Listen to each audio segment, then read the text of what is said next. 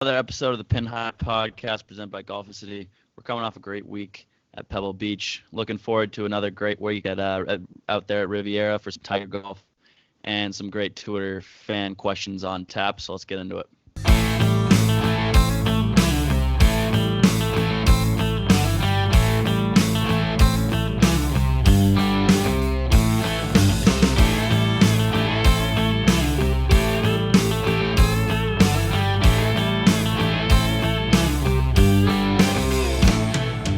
All right.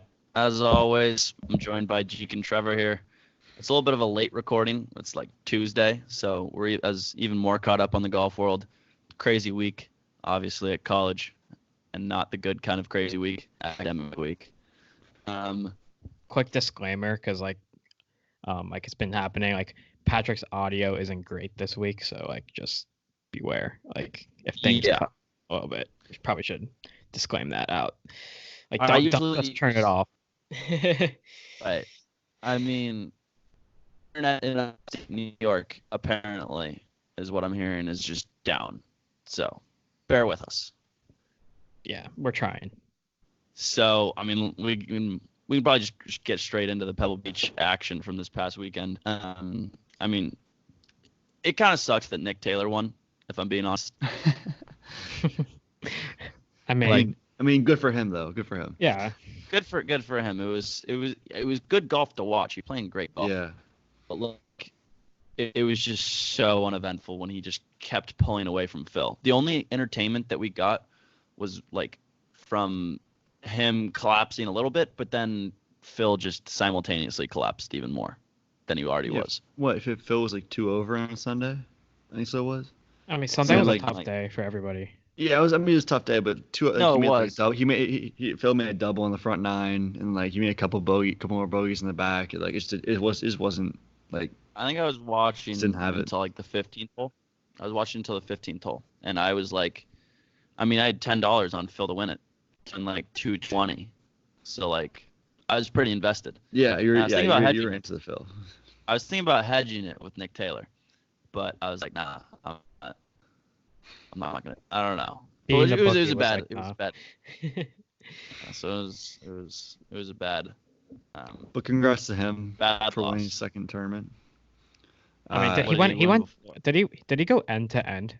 Didn't he win? Yeah, he went wire to wire. He went wire to wire. Yeah. Wire to wire. First of all, end kind to of annoying. I want to know end to end. If this guy end to end. If this guy on Instagram who said that it wasn't a wire-to-wire finish and tried to tell me what a wire-to-wire finish was is listening, you don't know about golf, because it was absolutely a wire-to-wire finish. What was he saying? Why was he saying it wasn't wire-to-wire? I'm not going to use names, but and he was saying that it wasn't a wire-to-wire finish because he was up 3 to 5 strokes all day. I'm like, well, I wasn't talking about Sunday. I was talking about the whole tournament. Wire to wire is leading after every round. Yep, yeah, and he was. Which he did.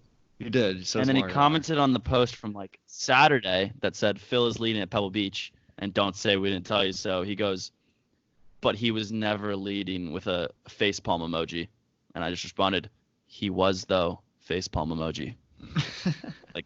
This guy was just dumb. He was just confused. He literally was I don't care if he was tied for the lead, he's in the lead. If you were mistaken and you were doing it in a kind-hearted way, I would not have come back at you with some sass. But it sounded like he was trying to tricking come at us though. Yeah, it sounded like he was trying to come at us. At _pornography, I'm calling you out. Oh, you're calling him out now. Oh yeah. Not to name names. Not to name names, but Donnie Boy, Donald, whatever. But Speaking of Phil, yeah. Other than Phil slapping on Sunday, he had a fantastic week, and I saw a quote that said he pretty much did everything but win. He drove it like a stallion, according to him. So he hit the ball very far.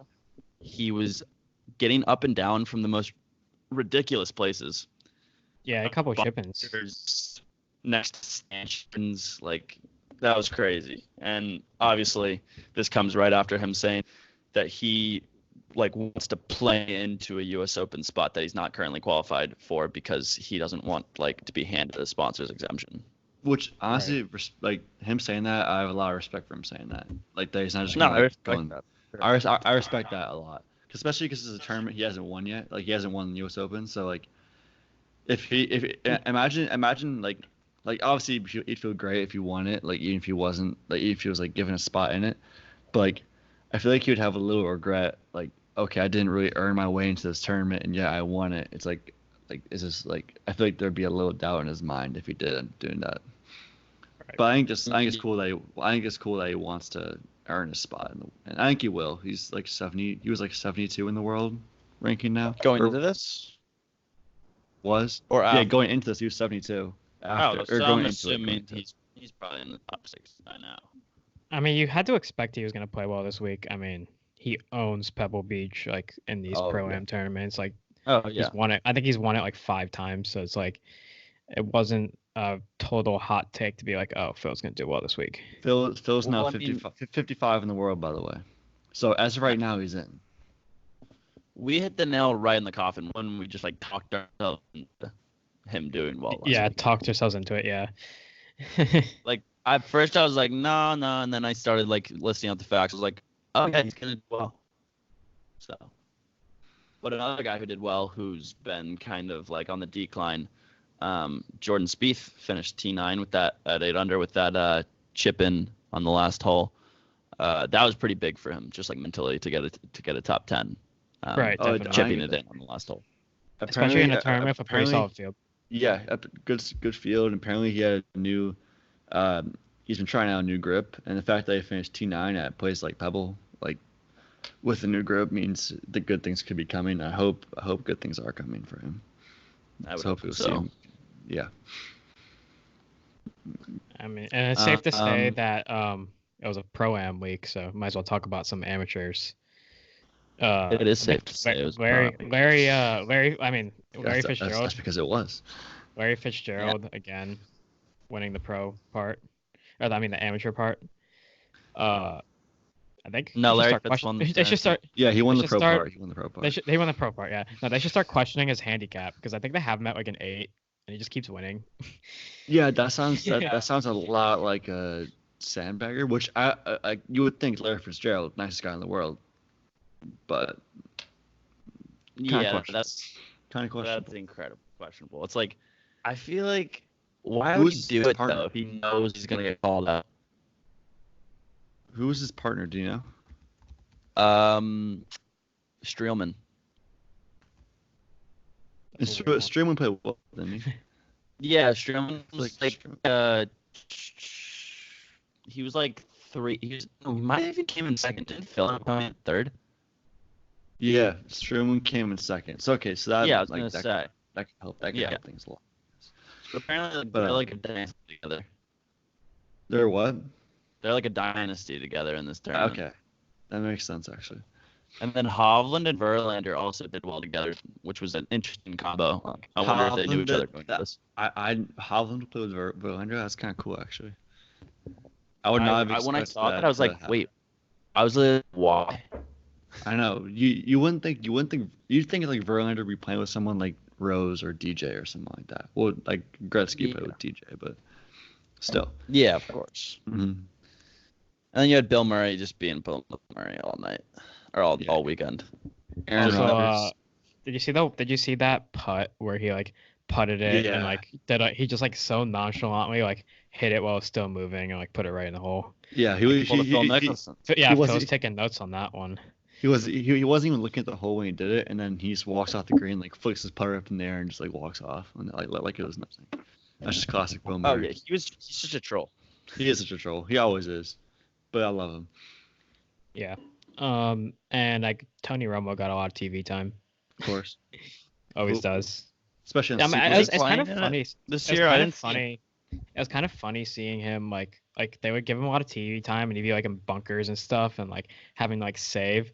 There was one he was in a bunker and he hit one from one bunker to another bunker, but then he just chipped out close and put it in. It's just a par and you're oh well, that's that's like the common golfer's way of getting a par, as opposed to like a professional getting a par is like missing a putt.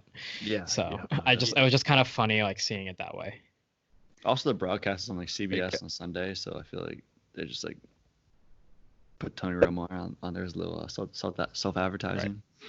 Right. Can we talk about how annoying it is that like on like Thursday, Friday, Saturday, pretty much, or at least Thursday, Friday, there's just no golf coverage until 3:00. Oh yeah, you have to get I think NBC Sports Gold Yeah. to watch like the actual golf. If game. I'm a retired man, which is a lot of the golf fandom out there, I'm pissed about this. Even though like I have NBC Sports Gold and shit, and I watch, but like I don't, so I can't. I have to like Reddit stream it. yeah, so it's just Complain annoying. about it even though you have it. But they don't show they show like featured groups, and Yeah, the the featured this groups week were not like that great. terrible. Yeah. I forget who it was on the first day, but I was literally like, "What is going on here?" That we're watching. It's also just even like for, like, the it's like Masters, what the else featured is gonna groups. be on the Golf Channel at like 10 a.m. on a Thursday? Exactly. You know? Like what else? They're Info- gonna put, like, infomercial. they're gonna put like replays of like other tournaments. Like, why don't you just put the live Like- golf? Yeah, the one that's on. Exactly. I don't get that. And Also, then we also had check Rory. So then we had Rory. He overtook Koepka as the world number 1, which, I mean, Not a surprise. I feel like whenever that happens, like I don't really consider it a big deal. I don't know. it's like weird though, because neither of them played this week, yet Rory got to world number 1. yeah, I don't know how's that I happen. don't really know how that works. Yeah. Did Rory have a better range test or something? I don't know. I guess they're checking him out on the range. I found that pretty interesting though. Yeah, I mean, I feel like it's pretty minor news until they start actually playing in the same tournaments. So Yeah, no, and like Which- in Florida swing and the players. is and all that. Koepka is Koepka not playing? Kepka's in the field this week. Yeah, I was gonna say. So we'll see if they blow up after this week or something. So yeah, that'll be an interesting little storyline to follow this weekend. Mhm. We also had the LPGA cancel 2 events due to the coronavirus. Definitely not good. Nope, not good at Definitely. all. I think it was the Honda LPGA Thailand. It was scheduled for February 20th through 23rd, Yeah. and then the HPC Women's World Championship was scheduled for February 27th or March 1st in Singapore, and they both canceled both events. I was gonna say I feel like the LPGA is big in like Southeast Asia in general. Like I feel like I feel like it's bigger there than it is in men's golf as of right now. Yeah, I mean like obviously it shift, but like so it makes sense that it's affecting them more now. But also I feel like if this was during the winter when Tiger was over at the Zozo, then it would have been even worse. It would have been worse definitely. then too. They probably would have canceled it, and like Tiger wouldn't have gotten that win either, would have been crazy. Would have been bad for sure. Thank Yeah. God the President's Cup wasn't in like Asia either. Oh, That that'd could, be like, have been- terrible. That could have been like because they've had it in like I South mean, it's Korea and terrible stuff like for that. Everybody terrible for playing the with, like, those LPGA masks tour, on. too. Mm-hmm. Yeah, everyone playing with like masks. And, Yeah, like, you have to full wear those like suits. medical masks. Like you Yeah. go over there and wear like Yeah, a that'd be full weird. like bodysuit. That'd be really weird. That would be a great look. I mean, it's terrible for the LPGA tour too. I mean, it completely disrupts the season. But Yeah, I mean, I wonder if they could like find like another place to play. I don't know, like just like on Uh, such short I don't know. notice, it I mean, takes like so I don't know much how work much to people put are on a going to tournament every year. LPGAs. The stands Yeah, I are get all up. Like people with like travel plans. Like, it's, But like that's not just tough. not even like to like for spectators like to watch and stuff, but just so they could play. I get that. 'Cause, Yeah, like but, it I disrupts think their s- season. Mhm. But I don't know who would want to host like something like that. Like a short notice. Silvermine Golf Club in Norwalk, Connecticut is Honestly, open. yeah, Dude, It's true. people would be shooting like, what would Tiger Even the woman shoot shoot all on a that. Sunday in his red at Silvermine Golf Course on the chips? 52.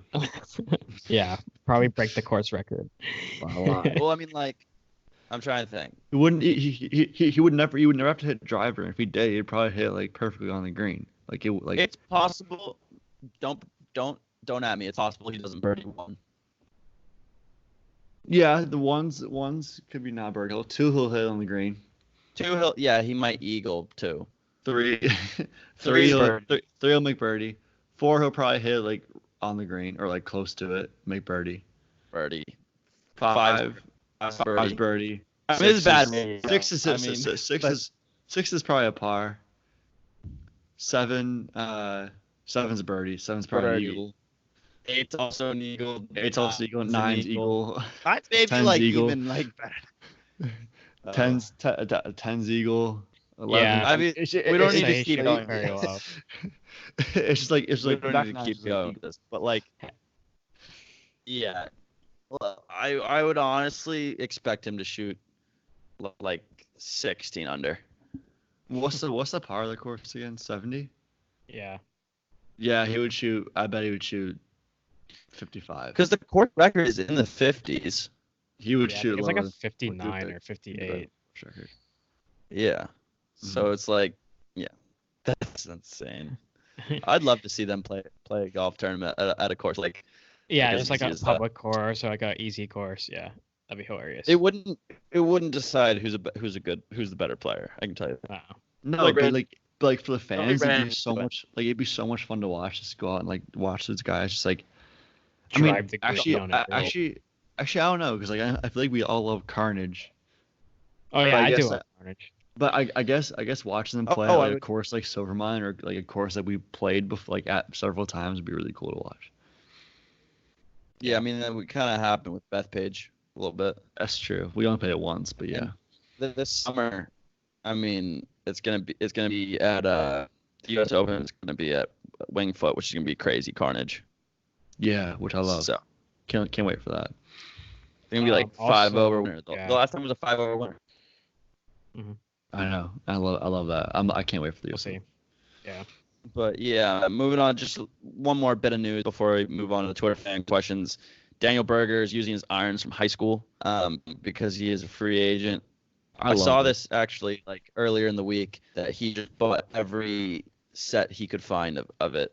It's like tailor-made, like 2011 something. Yeah. Like tailor-made. So He's just going on eBay and he's buying all the sets because like if one club just like gets too old, they could just replace it with another one. Exactly. And apparently, so this is the reason he's using them is because like back in the day he used to have like sets of these clubs like before he was signed with a contract or whatever. And he found in the back of his garage, he found a set of these clubs just like fully unused and unpackaged and stuff, just like sitting there. So he just took them out, unpackaged them, like started hitting them, and like that's what he used last week at the Pro-Am. I think that's so cool. And I'm like, whatever. I mean, he's a good enough golfer. He'll get a contract soon, but like it's at the point, like we're at the point in the year where guys are like their contracts are up and they're actively looking for new like sponsorships. Yeah. So yeah, I think like Charles Schwartzel or whatever his name is, he same situation. He's using like very old clubs right now just because he's in between contracts. So and he probably those are probably like definitely his like favorite clubs because like there's no other reason why I'd be using them. But I just think it's cool. I was going back to like his roots kind of and just using like his old clubs. And like it's just fun. Like I heard that Schwartzel was like. He was drilling holes in like his old clubs because he wanted like to shift the weight or something like that. So he's like custom making his own clubs. So that was kind of funny. But yeah, it's kind of interesting to see guys who are like in between contracts like still having to play these events. Mm-hmm. Definitely. So let's move on to the Twitter fan questions. This first one is Jay Jaklinski, and it's actually gonna end up kind of being a par 3 for us. And he said, "What's your favorite golf memory, either on the course or watching on TV?" And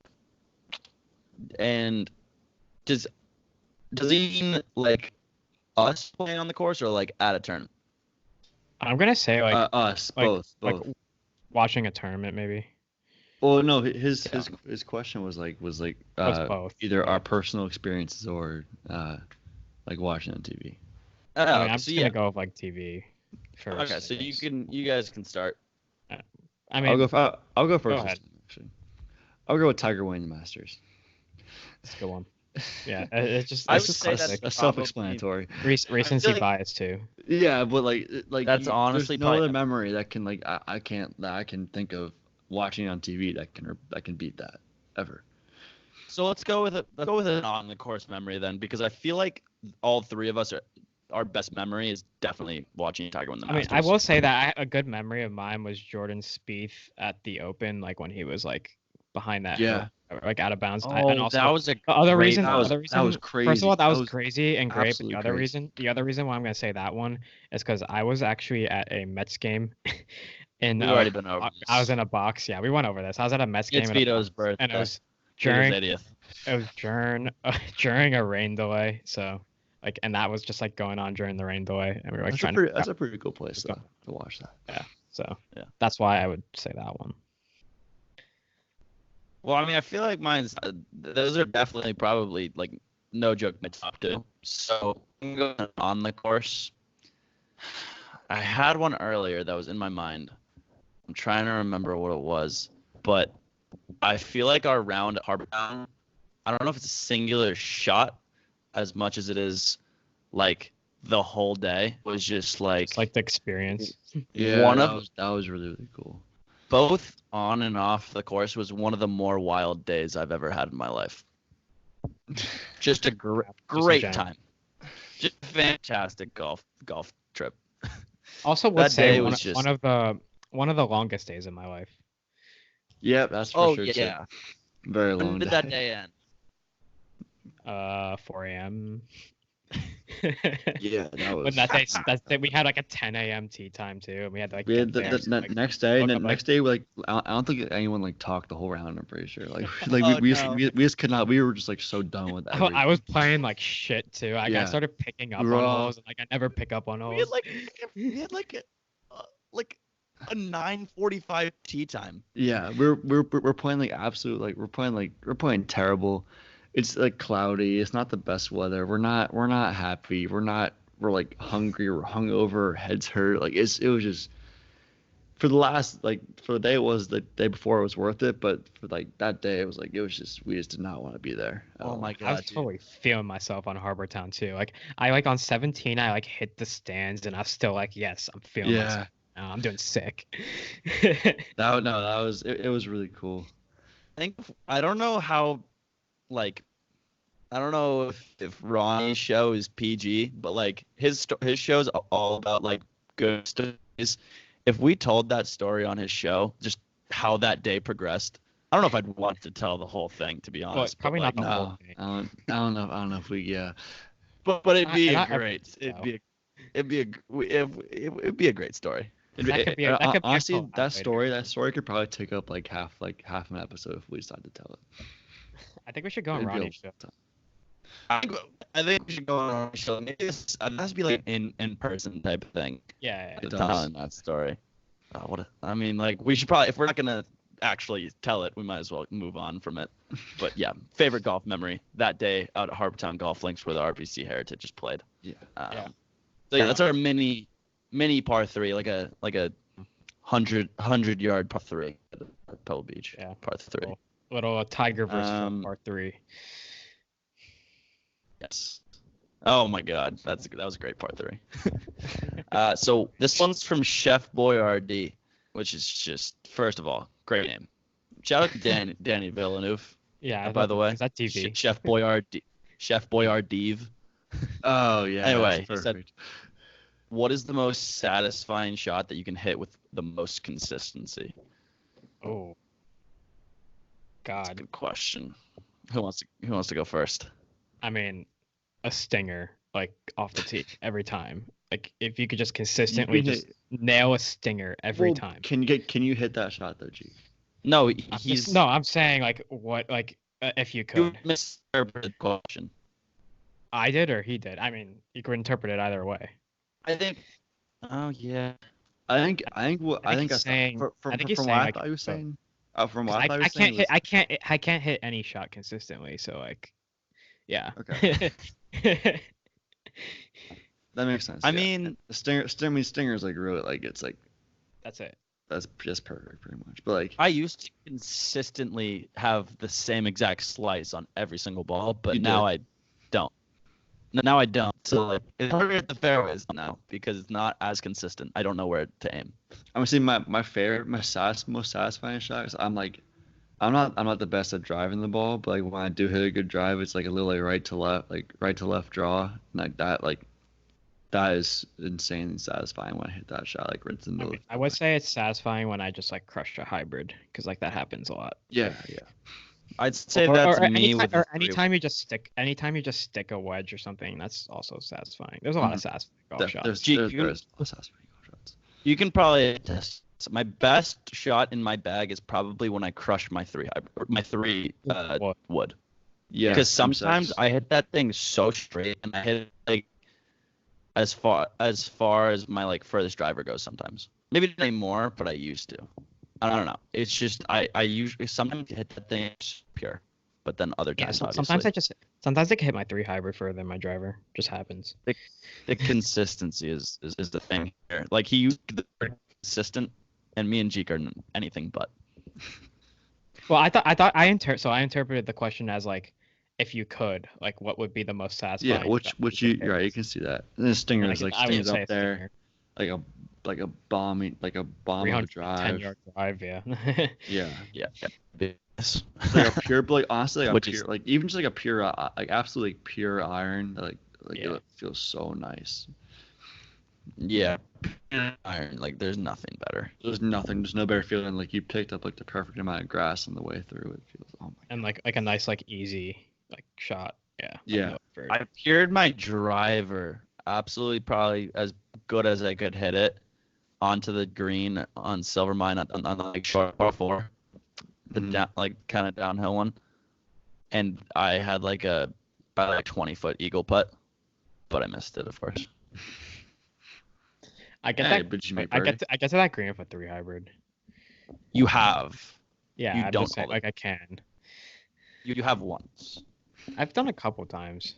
I just never make putts, so like it's always like a long one too. Right. All right, so that does it for the Twitter fan questions this week. But actually, here's something that's just off the top of my head that I saw asked, not specifically to us, but just in general. This guy named Marty Fish, he used to be a good tennis player. I don't know if you've ever heard of him, but he asked, like somebody or maybe just the general public, why LPGA and the PGA don't do a joint tournament where the LPGA plays some shorter tees. I mean, why not? I mean, it'd be like the pro-am format, right? So like the LPGA winner, the PGA winner, and then like you could pair together a PGA pro and an LPGA pro for like one of they could be a winner. Well, I'm saying though, because like there are definitely LPGA women that can beat men, just like have that like obviously like that fair distance.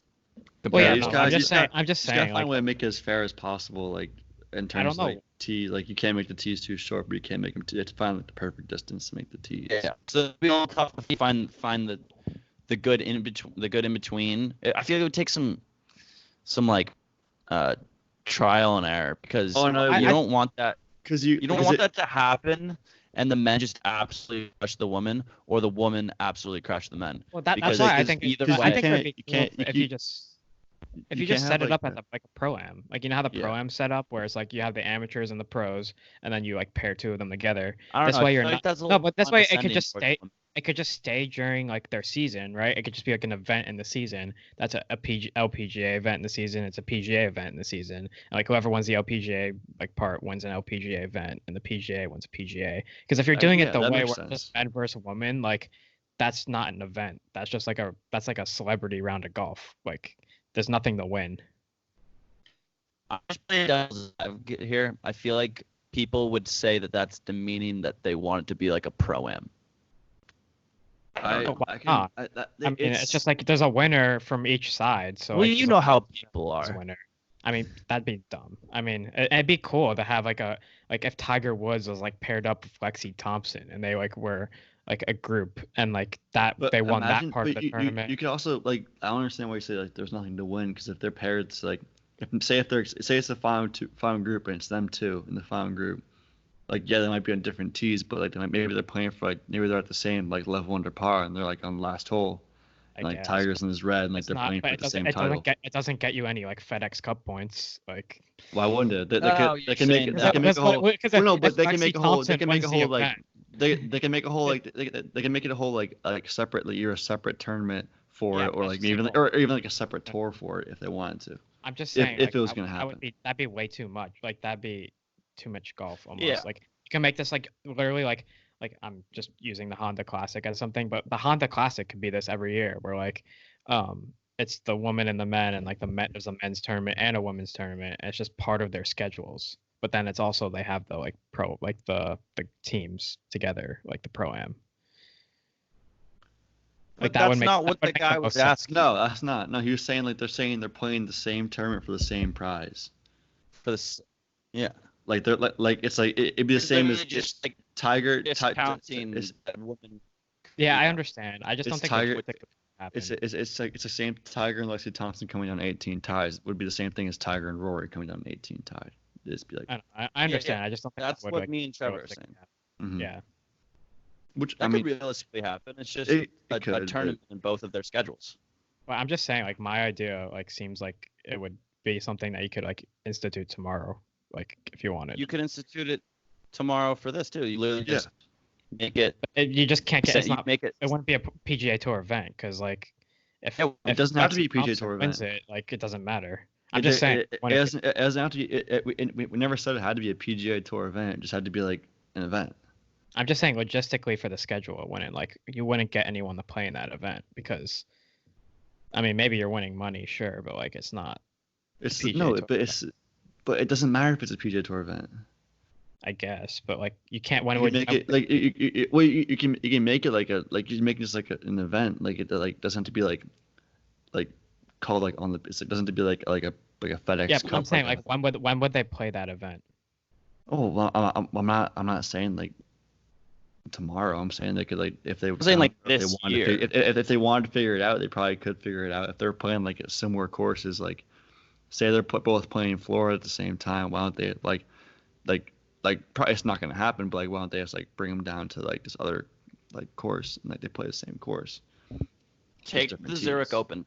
Take the Zurich Open and just throw it out because that tournament sucks. But like, would you be able to get like sponsorships to like pay money? Because players play for the money. 1,000,000%. Yeah, 1,000,000%. Because also at the same And time, it's like you it's like the couldn't- same you couldn't thing have- like, logistically. You couldn't would hate know to the see it. couldn't The have positive- you also couldn't have like all the like every single PGA Tour player that was going to play in that event because like that's too many players and like so you had to have like the best PGA Tour players that are going to be in that event and the best You- LPGA Tour I, mean, players. I don't know why we're if getting anything, so it's into this better anyway, players. but like you would hate to like you said earlier, like you would hate to see it if like the men just came in like 1 through like 50 and then like the women just like finished like all got cut. Like that's why that event like will never happen. Yeah, Like, we're saying figured it out. Yeah, they're saying we're Also- we're saying it could be a possibility. Sponsors would be lining up for that. Do you know the positive image transfer that comes with like being a part of the first men and women tournament? It's like a groundbreaking kind of thing. Everyone would want a piece of that.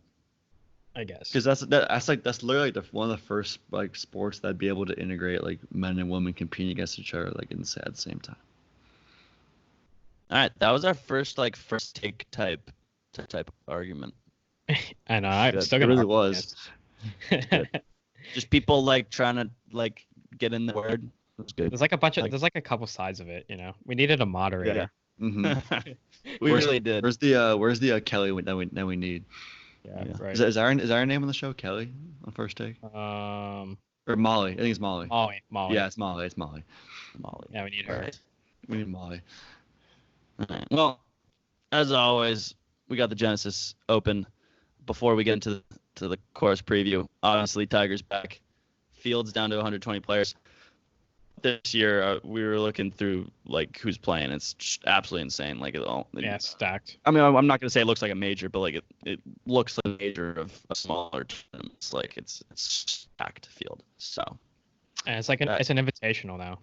Tiger Yeah. gets to invite. So Precisely. So let's get into the course preview with correspondent Gregory Catalano. thank you. All right, so we have the course preview this week. We're at Riviera Country Club. Familiar on the tour because it's on the tour every year. Par 71, 7,322 yards and POA greens. It is an interesting setup of a course. There's two of first of all, there's two of the shortest par fives you'll ever see on tour. Like just in general, like there's two very short par fives, and there's one like mini par four that's like an eagle hole, number 10, like very short par four. But then since there's two short par fives and one short par four, the rest of the par fours on the course, so 7 other par fours, are over 450 yards, which means long iron play is going to be important this week. Just like in the past, Riviera is a pretty good golf course for lefties, just like the setup. And like lefties that do well at the Masters also do well at Riviera. So that's just something to look at. Yeah, important stats, strokes gained, ball striking. Very short fairways or very narrow fairways this week, so ball striking is going to be very important. Driving distance gain is also another one because, like I said, those very long par fours, so you want to get down there so you have some shorter irons in. And like par fours gain 450 to 500 yards, same reason. And then strokes gained around the green because a lot of people are going to be missing greens this week, so you have to save some strokes around the green. Short game, that means short game is going to play a big factor this week. And just like another stat to put out there, since 2011, Riviera is ranked as the toughest course putting from 3 to 5 feet in the past 9 seasons. So, yeah, a lot of interesting facts this week, a lot of history at this course, so it should be a good one. And there you have it, the course review. But yeah, let's get into the DFS picks. Who wants to go first? I'm probably gonna go last again and mess up the snake draft again. But all right, I'll Trev, go first. I'll go first. My first pick, I'll do Tony Finau. 215 last year at the Genesis Open. Almost won in Phoenix a couple weeks ago. Obviously, he was very that close to winning for the second time on tour.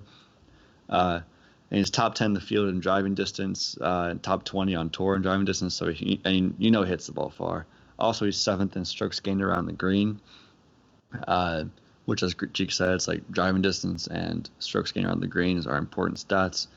And Tony, he always hangs around. He's always like top 10, top CEO. 20 worst. Like he's like. He has like all those top 10s like in like 28 or something like that in the last like 3 years. Like he'll be around on Sunday. He's also just hot like recently. Like he has a second and he has like a T6 I think. So in his last two starts. He already has 3 top 10s this year, including a second place. What should have been probably should have been a win for him, but a second place finish. Yeah, I'm gonna say Tony Finau is never a bad pick in DraftKings. Doesn't matter what tournament. And with the field so strong, his price is not as high as it could be if it was a different tournament. So I think it's a good value. Yeah. All right. So I'll go now. So I'm going to go Sungjae Im because every tournament that he plays in, one of us has to pick him because he's going to win this year. Also, just like looking at the field this week, like I said, it's a very stacked field, which means his salary isn't that high. He's only at 8,000 this week. He has 3 top 10s this year. Like I said, he's bound to win on tour.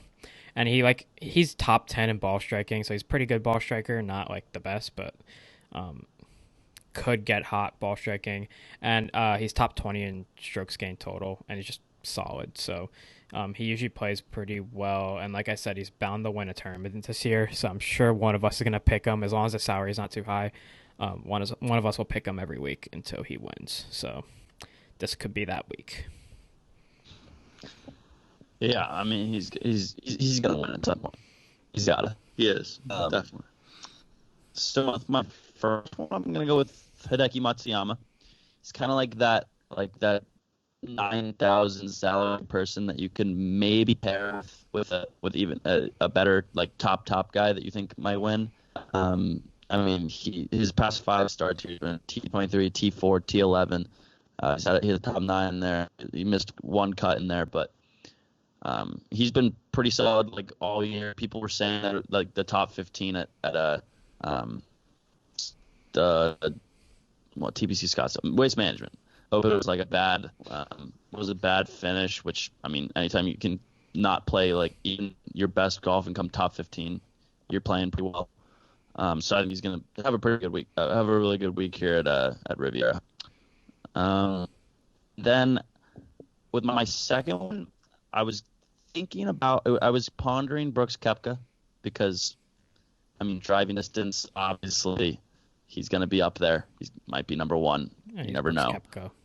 I mean, he's Brooks Koepka. A little rusty, though, I feel like. Yeah, I was going to say, we haven't seen him play enough. I mean, he has been playing in Europe. Yeah, he has. But, like, I something like with this type of field, you don't know how he's going to do. Yes, that's why I'm going to go with Cameron Champ. I mean, he had a solo 16 at the Farmers Insurance. He was 21 American Express, 14 at the Century Tournament Champions. And he's just been playing really good golf, and as well as like hitting the ball, obviously very far, which is pretty good stat this week. So I feel like, one of you picked him a couple weeks ago. Yeah, I had him. So I had him a couple weeks ago, and it's like similar, like where driving distance and long iron play was like what you needed, and this is another week, so like that's not a bad pick at all. So yeah, I think Cameron Champ's gonna do well. All right, so that puts me again. And my second pick, I'm going to take a sleeper this week. I'm going to go Carlos Ortiz at 6,800, which is like nothing.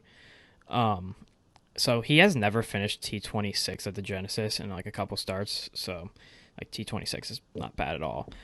He like seems to score well on longer par fours, and there's 7 of them this week. So like that's a lot of like scoring that it could potentially happen. He's 26th in par fours, 450 to 500 yards. So that's not awful again, like in the top half of the pack. And he's just very good around the greens. So like just looking at the value, like Carlos Ortiz is a good pick for one of your lower guys this week.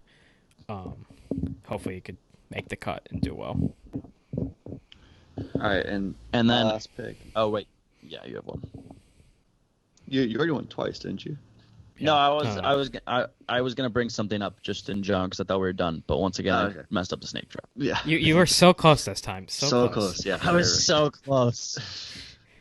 But I'll go with Bryson DeChambeau at 7,900.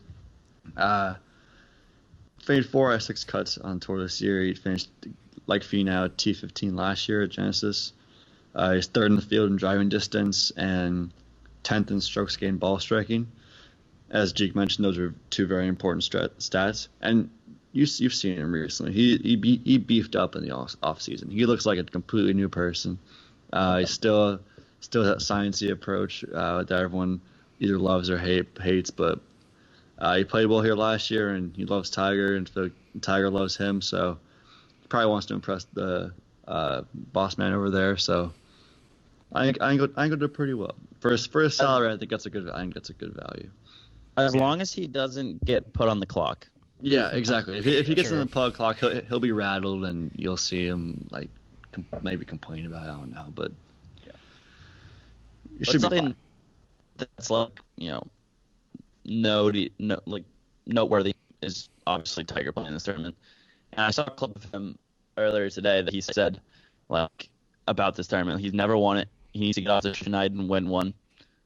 And those are some words that, like, when Tiger Woods says he wants to win a tournament, like, he wants to. You better watch out. Yeah, you better watch out because he might just go out and do it. Right. I think he's going to be dangerous this weekend, to say the least. I don't know if he'll win, but I think he's like a lock to contend. Mm-hmm.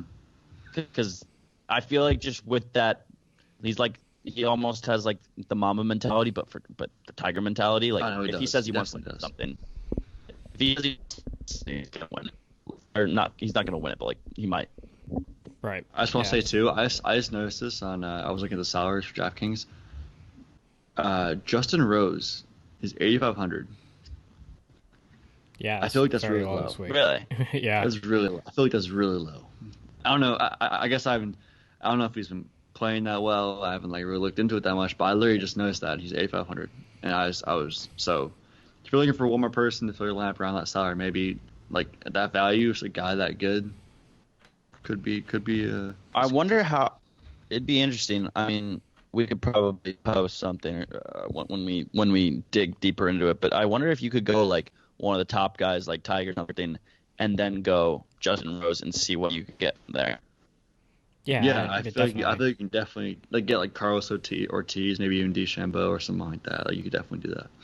Interesting. I mean, just another guy that I'm looking at like out here, like Colin Morikawa has been like on fire this year. He's made every like cut that he's 8,100. played in, and he's like 8,100. Like, and every time I see him in the field, like I single him out because he's been playing so well. Like, that's just like another guy to like watch out for this week. Definitely. And the more I like think about it, the more I like my like Cameron Champ pick. I never mentioned his salary. It's 7,400. Yeah, I mean, it's just a matter of how he's gonna putt this as we week. go. Yeah. So let's look at this. You have Tiger Woods, Justin Rose, and Colin Morikawa in your lineup.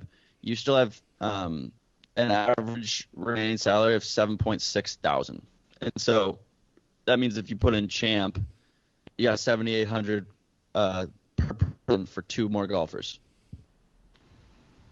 I feel like that's you got to make money with that lineup. You do. You definitely do. This is honestly, I can't even like fathom what I'm seeing right now. All four of those guys in the same lineup, and you still have so much money to work with. Well, it's just because of the guys at the top. Like you have Rory, John Rahm, Justin Thomas, and Tiger. DJ, like at the top, like over 10,000. But that's with Tiger in it. Yeah, I know. I'm just saying. It's just the guys at the top. You'd That's have why to depend on Tiger to do very well. Also, it's just it's a smaller. It's like a different field this week, so like, there's a lot of room to play with. Like at 50,000, you could have an average salary of 8,300 for all your players. Like that's what gets you to 50,000. Like you could just pick a bunch of those guys and like. Yeah, but you like need well. Well, yeah, like obviously. Yeah. Like that's it's very important, obviously. I just think it's a big value week. Definitely. It definitely is. Like like you said, like Rose and Champ and Morikawa. I mean, this past week, the top 10 was littered with like pretty big names, and then you had Nick Taylor win. That's what I was about to. That's the other thing I was about to say. Like when there's a field like this, I feel like there's always like some rando that just goes out and like plays really well and like ends up winning. Like crazy. I can see that. Like just imagine if like Siwoo Kim just like won this week. Well, he's been playing terrible, so I wouldn't. He's like 6,000. I would doubt that. I'm pretty sure Siwoo Kim came in like second last year too. So really, Jesus Christ. He came in third. Okay, yeah, so watch out. 6,100. He's probably gonna win. He'll probably win now that I said that. Like, yeah. No, he's so bad recently. I'm pretty sure, if I'm not mistaken, with somebody else, like he's been playing awfully. Every week, I'm just gonna throw out a name like that. We will revisit this on next episode. When Siwoo Kim wins, we'll be bragging about it. I'm gonna start. We're saying that we picked him. Yeah. You can dance on the grave if he wins. So, I mean, I'm gonna start doing that. I'm gonna start throwing a name out. Like after we made our picks, I'm just gonna start throwing a random name out. Like I'm just gonna look through the lineup and like pick a random name and be like, you know what? Watch out for Brian Gay this week. You know, you never know. I'm gonna say not gonna like. I think like Finau, like my gut picks Finau and DeChambeau do really well, but I think like if I had to pick a like straight up winner, I'd probably pick Cantlay. I feel like Cantlay is just gonna come out and win. I mean, hey, watch out for Matt Every. Matt Every. Oh wow, he recorded an 80 on the final round of the Pebble Beach Pro-Am. Oh yeah, watch out for Matt Every. Did some AMs shoot better than him? Probably. He went 70, 66, 68, 80. I'm sorry. I just keep looking at this. Dude, Adam Long is 6,300, and like Adam Long's been making cuts this year. Yeah. There's a lot of value this week. Kevin Tway's some pretty good value, not gonna lie. I think I don't know. We'll see. Hopefully, it's some like based off who we picked, hopefully some of the top guys maybe falter a little bit, and leave some room for our guys. Yeah, for sure. So we got hope for. Maybe Nick Taylor could go wire to wire again. He could Back to back wire to wires. Which is what, Pat? What does wire to wire mean? Wire to wire is when you're leading on Thursday, on Friday, on Saturday, and then you win the tournament after that on Sunday. And that is your history. That is your vocab lesson, I guess. Yeah. Wire to wire. Donald.